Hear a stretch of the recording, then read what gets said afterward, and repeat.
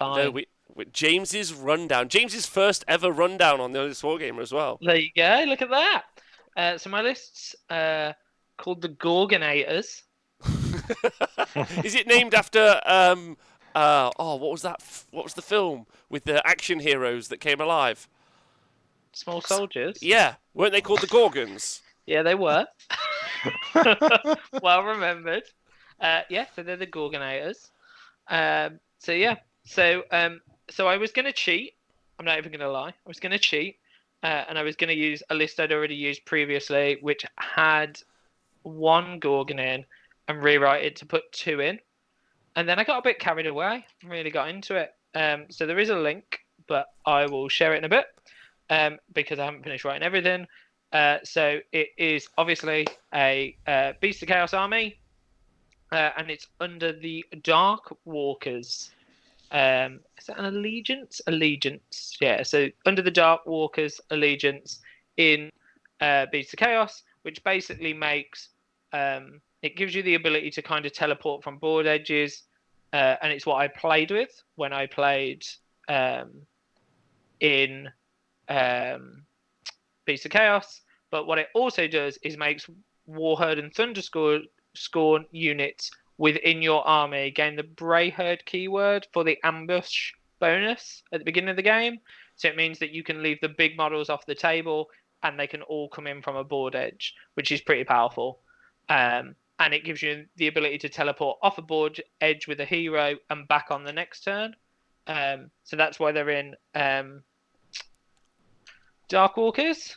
Hold on. We need to. Me and Nathan. Nathan is James. James, you're doing it wrong. You start with a narrative, baby. Narrative first. Ah, sorry. Narrative first. That's what we do when we do a rundown. Sorry. Yeah. So they're in Darkwalkers. That's why. So Okay. First things first. The whole list is just about Ghorgons. Nothing else. Nothing else matters, and we'll come to that in a minute.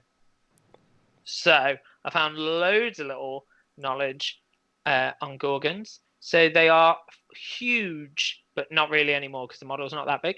Four-armed, ox-headed variant of a Minotaur race that have evolved into their current state from the extreme overconsumption of tainted flesh. It triggers rapid growth, extreme amounts of physical mutation. So they're now, because of that, they're so large, they tower as large as giants above all other gore, sprouting a line of rigid spikes in their back and an extra pair of arms, which is useful when you want to hit things. And their bones come out of those, a bit like Wolverine, but it doesn't go back in. And that's a Gorgon. That's why they're so good. Are you trying to win Nathan over by pitching the fact that it's a giant, but really it's a cow giant? It's better than a giant. It's a cow. Nathan, thoughts? I'm out. It's not better than a giant. My favourite is as well, like, when you go back through that lore and it's like they're so big they're as big as a giant. And as I was like reading all this, I was like, cool, until like 6 weeks when the big giants come out and it's this tiny little model. Oh, but hold on, aren't you excited about even bigger Gorgons? Oh yeah, when they're coming. Bring it on. Mega Ghorgons. Mega Gorgons. Can we talk about the fact that maybe Age of Sigmar we might just get everything with the word mega put in front of it? Because I'm into it. Yeah, Primaris Gorgons, just a bit bigger. No, you want mega versions of everything. Yeah, you want mega Pokemon style mega evolutions. Yeah, mega squigs. Nathan, do you want some mega squigs? Yes. Just colossal, I think, the squig. I don't want any mega elves. I'm not gonna lie about that. Yeah, not into mega elves. Okay, they sound quite fun. I like the so they start out actually as little gore, but they eat loads of flesh and they turn evil. Yeah, so they basically eat tainted flesh. So other beasts of chaos, chaos worshippers, chaos warriors, the power infests in them, and they basically develop into just a giant gore, basically, with a more ball-shaped head. I guess I'm not really sure. That's not really explained. But so I guess they're technically, rather than being technically gore, and I'm just going to wing this and make this bit up probably, but they look to me more like they'd be bull gores, which I guess are a form of gore, but they've got a head more of a bull gore than a bestigore ungore, I would say. Okay. Yeah. All right. There we go. Yeah. So I'll go back to my list. So yeah. No. No? For Virgin first time. Now Yep. next up is the model. Oh. So the model's great. Just look at it. Look how much jazz is on it. Jazz. Look at it. I just think I own 3 of these. So yeah, I think it's great. Do you own 3 of these, or did you buy 3 start collecting for the best of gore and you've got 3 unbuilt of these? No. I've got 3 built Ghorgons in my house. Really? Yeah, two are mine. 1 someone gave me. And then I've got 1 Sigor somewhere. And how are they to put together? They're pretty good. So the one thing I would say, there's a lot on them. The picture you can kind of see. I think that was my biggest thing. Super easy to put together. There are a fair few customizable options because obviously it's 2 kits. Mm-hmm. And there's multiple heads for both kits, if memory serves me right. But there's a lot of skull heads. It's kind of quite old Warhammer Fantasy model now, isn't it? There's a lot of skull heads and almost tribal decoration. So yeah, so I guess it's a bit of an older kit, but it's cool. I mean, I mean, the Zangor were really nice looking, models wise. I'd be very, very excited to see them reimagine for Age of Sigmar the Beast of Chaos stuff, because I think it's an incredibly evocative range, but it's all very old sculpts, right? So I think when they get around it, I mean, the Kernothi, were they beastmen? Is that what they were? There was a beast grave. There was No, they were Sylvanethi. Yeah. Oh yes, they're Sylvanethi. There's a whole warband of Beast of Chaos for Shadespire. The Shadespire. They were really cool. But actually the Bestigor that's in the Warcry warband, that's a great model. Yeah, that's it. It's Grashak, who's actually really cool and quite useful in the game. In Age of Sigmar, its War Scroll is actually pretty decent for Grashak. Yeah. He's going to tell me off because he was almost in my list and then I took him out. Oh, Grashak! Do you want me to read what he does? Well, I read it earlier, but you read it to the people. So it's a wizard, Grashak, and you've got to take Grashak's unit with him, the Despoilers. So it's Savage Bolt, cast on value of 7. If successfully cast, pick an enemy unit within 18 inches of the caster that is visible to them. They suffer D3 mortal wounds. In addition, until the end of that next combat phase, add 1 of hit rolls for attacks made by melee weapons that target that unit. Nice. And you can ally him in. So if you put him into a Nurgle army, right, give them +1 to hit, cast Blades of Putrefaction on them, put a block of 40 Marauders in them, they're going to do mortal wounds on 4 pluses on their 1 billion attacks. And now all you got to do is hope that they make the charge in. Yeah, those Marauders. which is important. Which is and hard to do. Anyway, by the way, can I just say I really like the Ghorgon model because you can do so many cool adaptations with him. You could put so many different blades on its arms. You do a lot of Ghorgon conversions, I think. Yeah. I mean, I have. I mean, my Sigor conversion's carrying a purple sun, so I'm super into it. Okay. All right. So, talk to me about the rules. Okay. So let me get those up because they're on my phone. So the Ghorgon. So it has a damage table because it's a monster. But at its start, it moves a whole terrifying 8 inches, which depreciates to 3 inches when it's battered. It's got 14 wounds, a 5-up save, and a bravery of 7. It's not the bravest. It doesn't have to be, does it? It's on its own. That's true. It's not very fast either, is it? No, it's not very fast, but it's scary. That's 8 inches. Terrifying. 8 inches isn't terrifying. That's rubbish. Yeah, but it's terrifying. It just slowly walks at you, so you cower in fear. It's got a 5-up save. Rob, shh. So it's got 2 weapons. It's butchering blades, which have a 2-inch range, right. And at full health, it starts on 5 attacks. which drops to 1 at the end. Literally loses 1 attack per table. It hits on 3s, wounds on 3s. It's -1, but 3 flat damage each. Okay. I mean, so you can do 15 damage with it. Yep. Okay. And then it's got a huge slavering maw, which is just a 1-inch range. So it's 4s to hit, at full health, 2s to wound, and at worst 4s to wound, which is also -1, but it's D6 damage. Okay. All right. So you could do like anywhere between like 16 and to 21 wounds potentially out of these guys. That's wild. And then it's got some other rules which I think probably matter. So it's got Ravenous Blood Greed, which matters, especially at full health. So each unmodified wound roll of a 6 for attacks made by this model inflicts D3 mortal wounds on the target in addition to any other damage. Okay. So not so good on your mouth, but on your blaze when you're rolling 5 dice, there's hopefully a chance you'll get a 6 on the wounds. And then it also has Swallow Whole, which is its equivalent of putting something in its pants. So every time the model attacks, you pick an enemy model within an inch of it, and after it's done all of its attacks and they've been resolved, if you roll a dice, if the wound roll is equal to or greater than the model's wound characteristic, it is slain. Pretty rad. So it's pretty strong. I did once have a Ghorgon eat an eel out of the middle of a block of eels that were no rend and had fought first, and it then technically killed 3 because of battle shock. Oh, that's great. That's fun. It also means you can eat out the Hekatos in a unit of Osiarchs. Yep.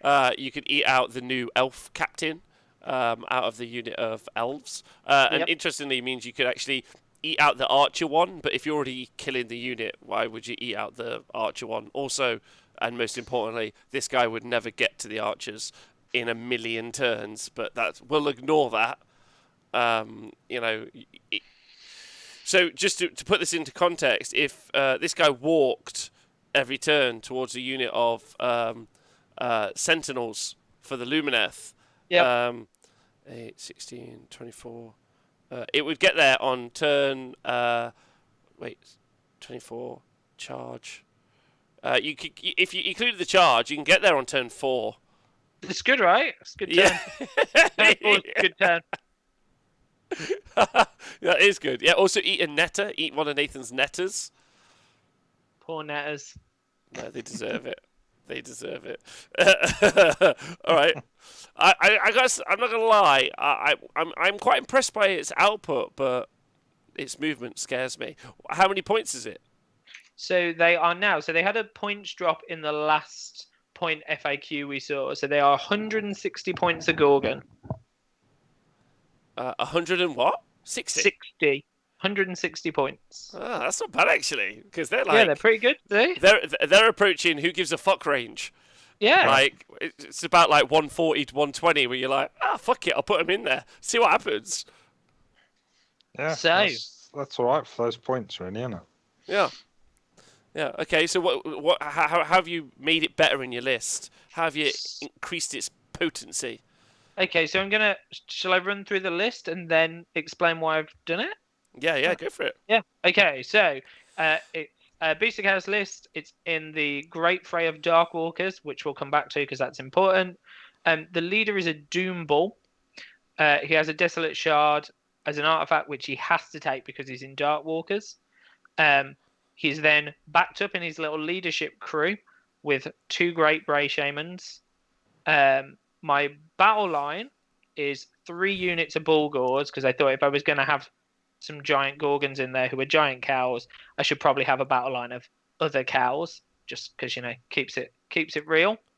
And then there are 2 units of 10 Ungor Raiders who are basically just going to stand on objectives and die. And 2 units of standard Ungors, 10 each, and 2 units of Ungor Raiders at 20 each. There is then 4 Ghorgons, because why not? and then 3 endless spells. So chronomatic cogs, a Balewing vortex, and a wildfire Taurus. Okay, talk me through the list. How's it going to work? Okay, so that's a list. So when you use Dark Walkers, what it allows you to do is use the standard Beast of Chaos appear from a board edge, basically teleport. So you can deploy off the board, and then in any Beast of Chaos army, on turn 1, you can bring models on from any board edge, 6 inches on, 9 away from an opponent. But you have to bring them on turn 1. If you play in Dark Walkers, it lets you do it in turn 1 or 2. Okay. And what it also does is turns any models with the keyword of Warherd, which is basically Bulgors, Ghorgons, Cygors, the Doom Bull, any of the bigger Gore. It gives them the keyword of that they need basically to use the ambush that's in the book as well. So they can't use it normally, but they can in Dark Walkers. So they get 2 turns to come on from any board edge, and they gain the ability to do it. So what it allows is Ghorgons with their not very big move of 8 to deploy on any board edge. So we've got to put half the models on the table. So what I would say is what you want to do is think about using the Ungors, the Ungor Raiders, deploy them on the board, probably the Shaman, maybe the Bulgors. They don't really matter.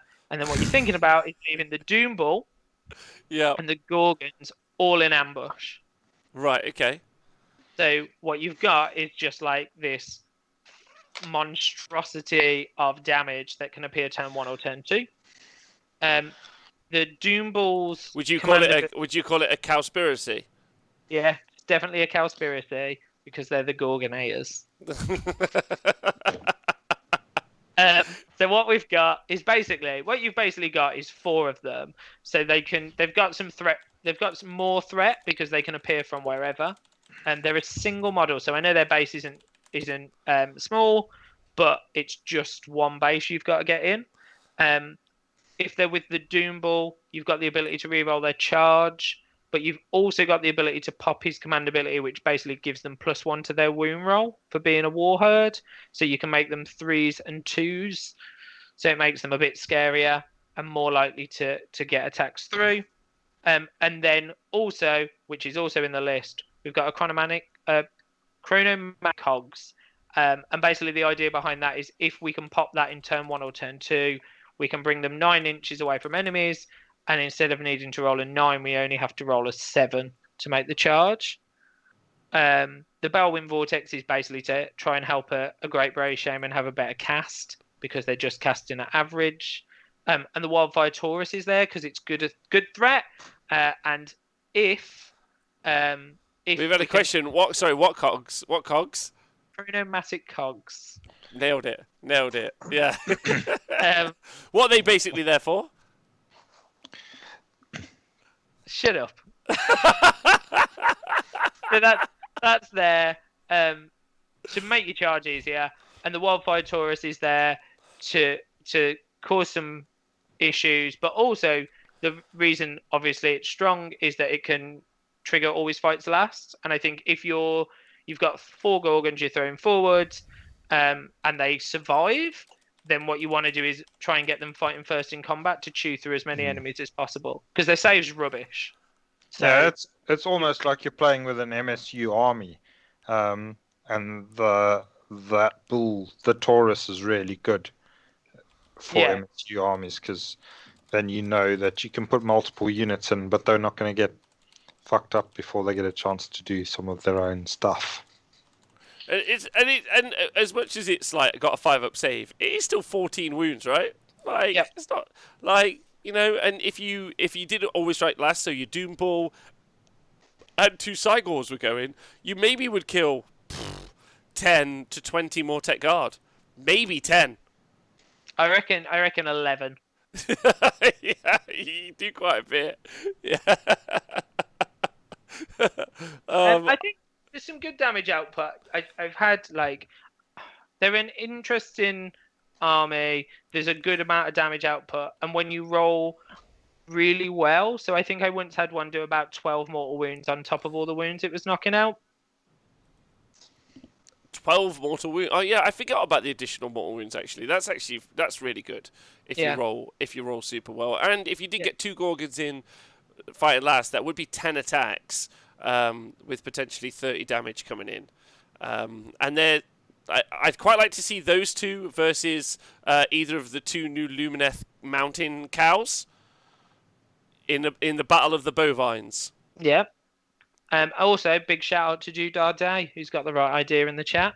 Yeah. Said my list's better than yours. He did. He said basically the best first rundown ever, the Gorgonators. Rocket Man was rubbish. Just another shooty list. Okay, my list got... James, congratulations on your first rundown. I really liked it. There we go. I'll just stick it in the chat. So if anyone wants to know, there's not much information on there, but the list's there. The Gorgonators. Nathan, how did you feel about the list? It's cool. I like Beast's Chaos book, I think. And the Ghorgons are quite cool models, aren't they? So, yeah. Mm-hmm. It's nice. It'd be really nice if they went out there and did some smashing. And it'd be interesting to see what the General's Handbook does for them. It will be. I think they need some significant points changes.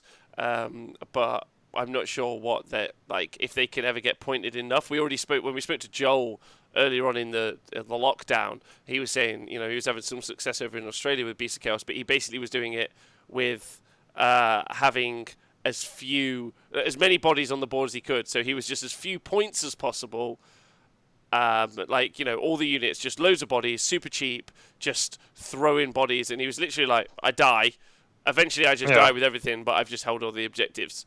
They knocked 20 points off them. Then that'd be 140, would they? Yeah. What, for these Ghorgons? That would be ridiculous. That would be good. That would be... I think it would become very interesting then, wouldn't they? It was interesting for me when I did the list earlier, because obviously I played it over a year ago now, maybe Beast of Chaos, but actually with a few of the point reductions that are in the book, when you go through, you can get quite a lot of models for your points. It's just about getting the ones that work, I think. So the real question for going around bullying stuff up. Yeah. So the real question is, James, do you have any dice with you? Oh. Yes. Let's see if 2 Ghorgons can take on the spirit of the mountain. That's what we should see. That's in what is always terrible podcasting, but great TV. Yeah. So who would you like to fight? Would you like to fight the regular non-character cow or the king? No, let's go with a non-character, and if I absolutely whoop him, I'm going to take the king on. Okay, so let's say you've charged in first with both cows. Yeah? Yeah. Your activation. I would like you to know, I immediately activate my Aether Quartz brooch. Not brooch, Aether Quartz reserve. So I'm now on a 2-up save. Your turn, baby. It's Battle Cow. Get ready. Graphics. I'm going to put graphics over this. My leader has used his ability, so I'm wounding +1. Okay. Let's go Battle. Let's go Battle Cow. So, roll into hit. In this intense cattle report. Okay, that wasn't great. Roll into wound. Mm-hmm. Okay, that was bad because I used my command ability. So there's no mortal wounds, but there are 3 saves at -1. Okay, so I now have a 2-up save. Yeah. So I will. Then you're at -1. Get out. Yeah. Oh no, I was at a 2-up save because I've used my my gem, my once per gem, and I'm now on a 3-up save. And Okay. 1 went through. Oh, 3 damage. Okay, 3 damage. Okay, so I've taken 3 wounds. I will strike back at the Ghorgon who has not attacked me. Yeah. Well, I've got another attack. Oh, sorry. Go for it. That hit. Gonna wound you on anything but a 1. It wounds. No mortal wounds. Another at -1, please. Oh, didn't save it either. Damn it. Did you actually not? Yeah, I failed it. Yeah. Damage. It's a 3. Okay, so it's taken 6 wounds. Okay, so the Spirit of the Mountain is going to attack against the other battle cattle. I've got 4 attacks. You've done good there that you did that 6 damage because you've taken my damage down to 3. It was 5 before. So I'm hitting on 3s. I hit 3 times. We're on 2s. Oh, that is 3 saves to make at -2. So no save for you. So 9 damage on your other cow. 9 damage. So your attack? Hang on, let me just do me wound markers. Right, okay, so this cow's going to fight you back, but now he's going to be down some table. Yeah. So he's only got 3 attacks. Okay, so he's going to hit you. Good luck. Oh, all hit. Oh, wow. They're only 3s. To wound, 2s. All wound, but no mortal wounds, because dice are failing me. So 3 saves at -1. So 3 up save. And I saved all of them but 1. 1 more. How much damage is that? 3? 3 more damage. Okay, so I've taken 9 damage. It's pretty stressful. I'm not going to lie to you. Okay, and then the last one, hitting on 4s. Ah, no, misses with his mouth. Okay, perfect. Okay, so round 2. Yeah, my activation. I'm going to spend my command ability, give myself +1 attack. Oh no, it's an elf unit, not me. Can't do that. So, but I am going to shoot you with my geomantic blast. I'm going to shoot which you one are you shooting? the unwounded cow. I hit on a 3. Nailed it. Wound on a 2. Oh yes, that is at -2. So that goes straight through, and does D6 damage. Only 2. Shame. Only 2. Oh my god. Okay, so in my first activation, I will be attacking the cow who I shot at. Okay? Yep. Okay. So you're attacking the one with more health. Correct. So I am hitting on 3s. Oh, I only hit twice. We're in on 2s. That's 2 at -2, so that is another 6 damage. Okay. In total. Oh, so one's taken 9 damage and one's taken 8 damage. Is that correct? Yeah, that is right. Let's go. Let's go, So I Cowman. get to hit you with both of them now, don't I? Yeah, I've only got 6 wounds left. Shall I roll them all at once? And now I'm on a basic 3-up save because I didn't go for Saya, which I should have done. Yeah. Shall I roll all the cows at once? Yeah, go for it. Go for it. So you get 3 attacks, and on. you get 3 attacks. Look at this. Come on. Okay, Come on. so 3s. Spirit of the Mountain. Missed 1. Wounds. Come on, mortal wounds. Oh! Okay, so 3d3 mortal wounds. Roll them out, baby. Roll them out. 1, 2, 3, 4, 5. Oh, it wasn't as bad as I thought. 5 mortal wounds. Okay, he's got 1 wound left. We're so close. And then there's 5 saves at -1. Oh, so that's 5 4-ups. He's dead. He's dead. He's failed 1. He is dead. He is dead. That is unfortunate. That is a shame. So it turns out 2 Ghorgons, if they get to go first, can beat up an Alarith Spirit of the Mountain. There you go. So what have we learned here? Good rolling in my last attack with 3 6s on the mortal wounds, but yeah. There's also some bad saves on my part, but it's fine. It's fine. That like, it's it all works out in the end. It was a good round. Nathan, how did you feel about that? Do you feel that was fair? Cow on cow action. Good to see. Who doesn't love a cattle report? That's the real question. James, well done on doing a rundown. And if you'd like to check out James's rundown, obviously it's available in the show notes below, and you can click it. You can leave some comments, and you can contact James and just be like, I too love the cows, and the film. Anyway, thanks for listening. See you soon.